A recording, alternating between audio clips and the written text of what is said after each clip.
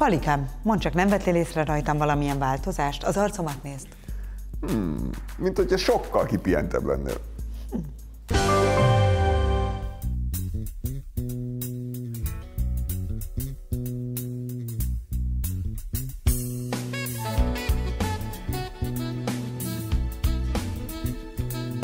Ma már egyre többen a Natur kozmetikumokat keresik, nem véletlenül a természet erejében hiszünk. Ön is egy nagy váltáson van túl. Mi volt az oka? Az egyetem után szerettem volna olyan alapanyagokat használni, melyek ötvözik a gyógyszerkönyvi nagymúltra visszatekintő hatóanyagokat és a modern, új bioorganikus vajakat, olajakat. Ma már fűre-fára rámondják, hogy natur, de bizonyára komoly kritériumrendszerrel kell bírni annak, hogy így nevezzünk valamit, igaz?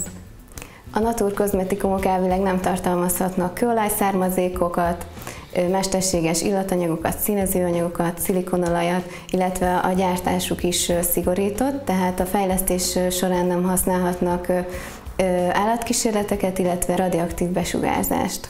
Mi az alapvető különbség a bio és a natur kozmetikumok között? A biokozmetikumoknak a növényi összetevőit ökológiai gazdaságból kell, hogy beszerezzék. Ez azért előnyös, mert a bionövények beltartalmi értéke az magasabb, mint a vegyszeres társaiké. Mi a krémkészítés folyamata? Igazából ez úgy zajlik, hogy van egy vízfázis és egy olajfázis. Az olajfázisba kerülnek például olyan alapanyagok, mint seavaj, mangóvaj, makadám-dióolaj, rizsolaj. A vízfázisba pedig növényi kivonatok is szerepelhetnek.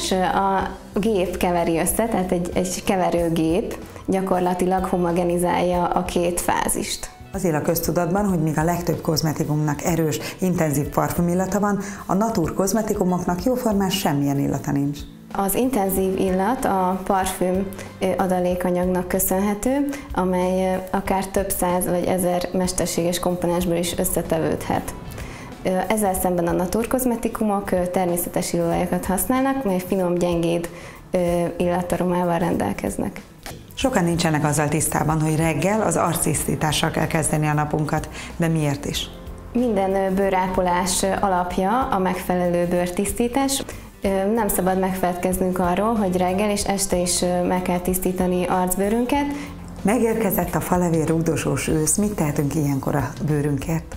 Az ősz a legmegfelelőbb időszak a mélyhámlasztásra, érdemes otthon heti rendszerességgel radírozni arcbőrünket, mert ezzel fiatalítjuk, frissítjük és fokozzuk a vitalitását. A tudarhidegben az ajkunk szárad ki leghamarabb, és a natur ajakbalzsamoknak van egy áldásos tulajdonsága, hogy nem rendelkeznek utószárító hatással. Az őszi szeles időjárásban sose lépjünk ki úgy az utcára, hogy nem öltöztetjük föl arcbőrünket bőrtípusunknak megfelelő hidratáló krémmel.